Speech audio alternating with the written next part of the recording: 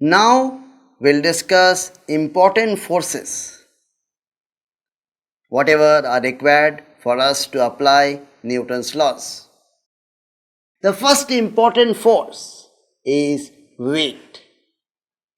What is the meaning of weight of a body? Weight of a body is the magnitude of the gravitational force due to the earth on the body. Weight is given by mg. M is the mass of the body, g is acceleration due to gravity. Some important things you must remember about this force.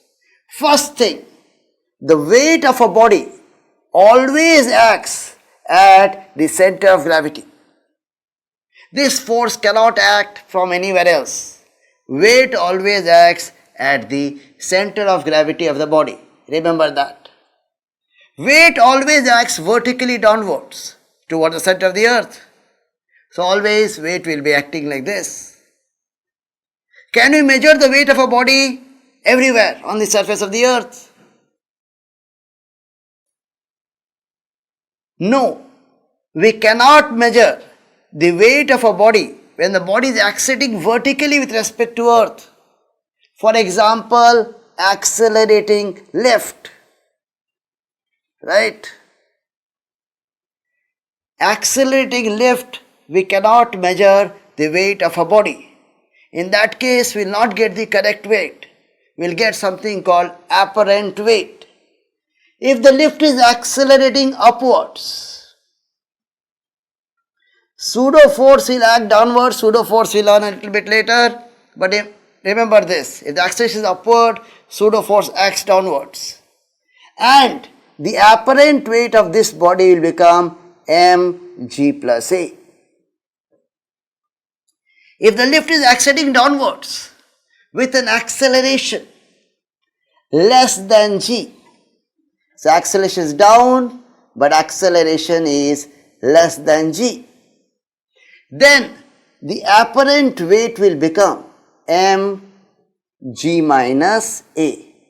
Now the pseudo force will be upwards. What will happen if the lift is coming down with an acceleration equal to g, free fall? Somebody has broken the cable of the lift, or the cable itself has broken. In that case, the apparent weight becomes 0.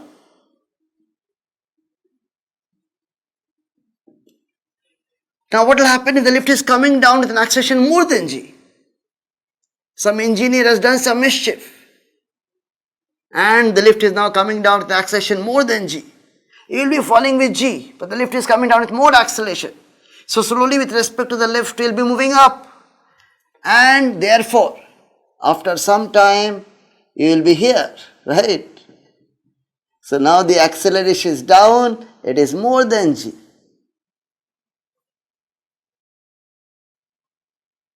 So we can measure the weight of a body when the body is not accelerating vertically with respect to ground. Weight of a body always acts vertically downwards toward the center of the earth, and weight acts through the center of gravity of the body. The next important force for us is normal reaction. Normal means perpendicular. So here is a table and a block is here, right? Weight will be acting vertically downwards. Earth is pulling it.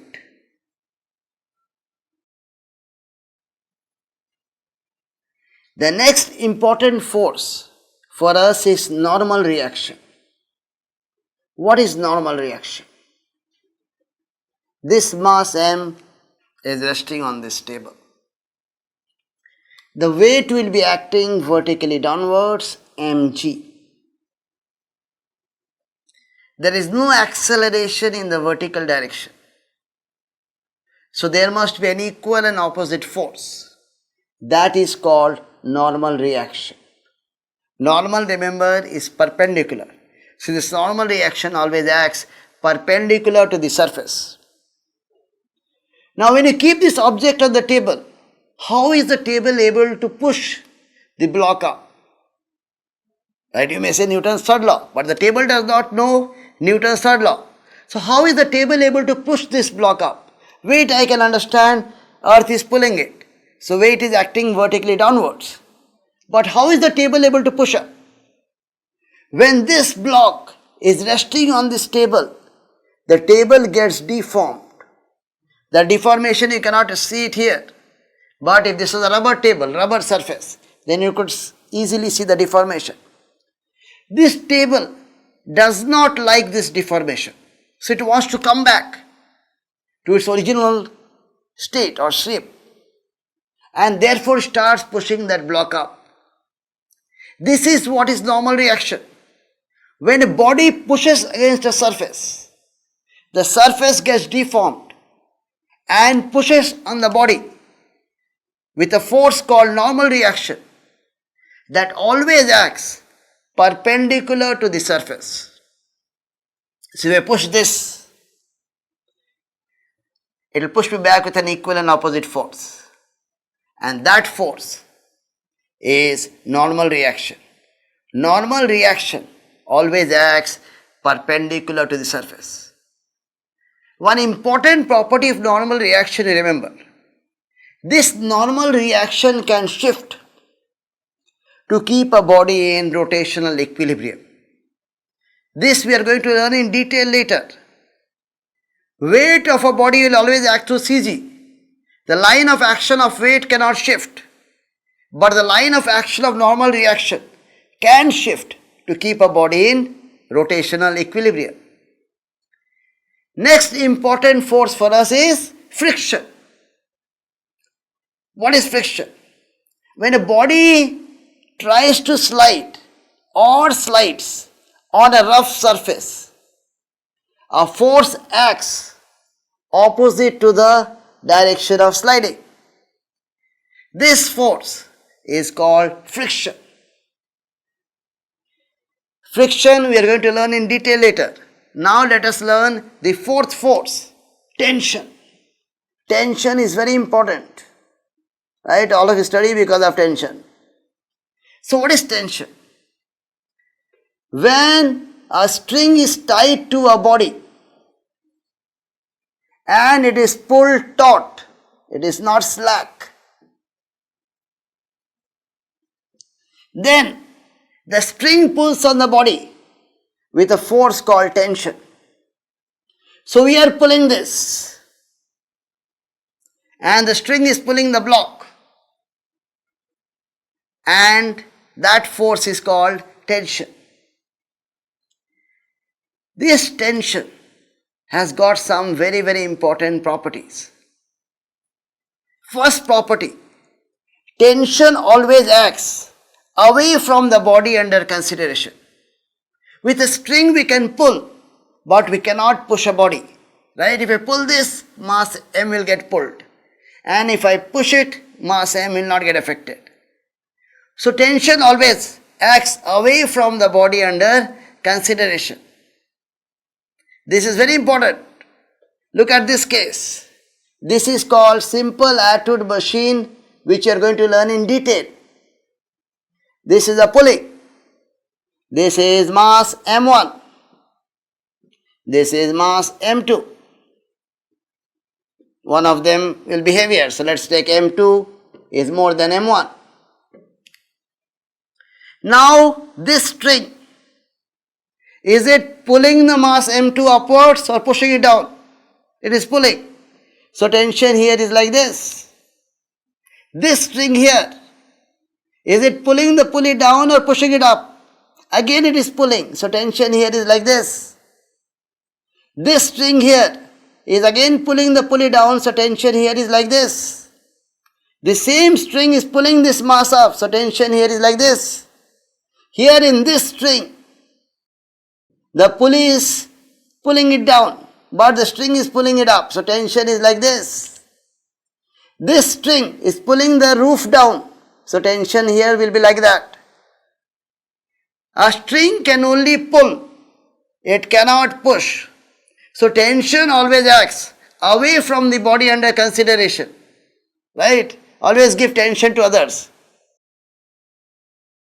Now, if this string is massless, massless means mass can be neglected, then tension will be same at all points.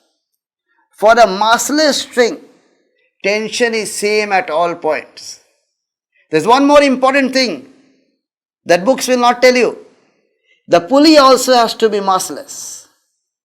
The pulley here is massless, the string is massless, then tension is same at all points. The moment pulley has mass, these two tensions will be different.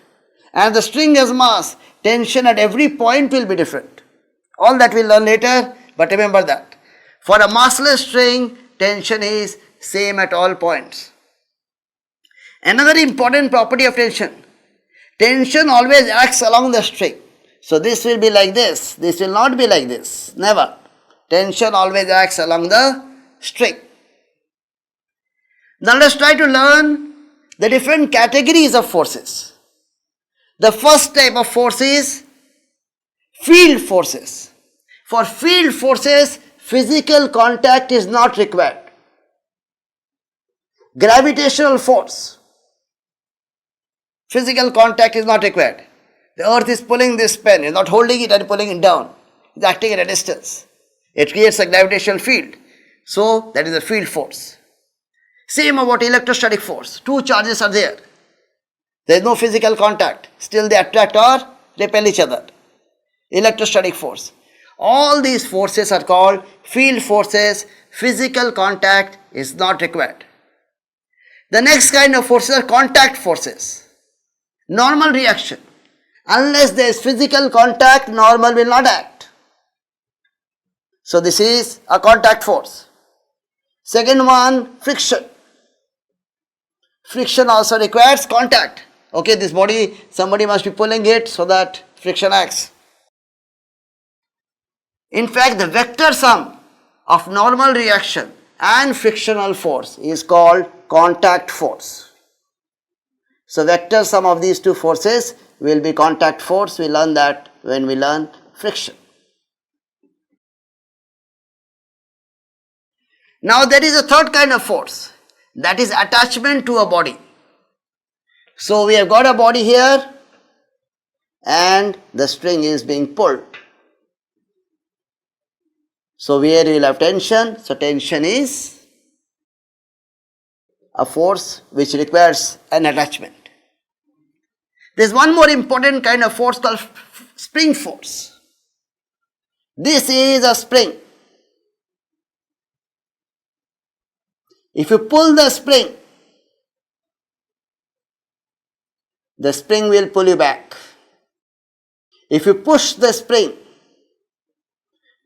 pushes you back. So spring force is always opposite to x. This spring force is given by this formula, minus kx. K is called spring constant or force constant of spring. K is the property of spring. K will vary from spring to spring. If the spring is more stiff, K will be more. If the string is less stiff, K will be less. K is force per unit extension. So SI unit of K will be Newton per meter. Now when you pull a spring or you compress a spring, some energy is stored in the spring.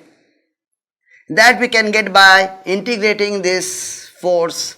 Okay, but if I write the answer directly, the energy stored in spring is equal to half kx square. A simple integration. Okay, we can do that easily and show that the energy is half kx square.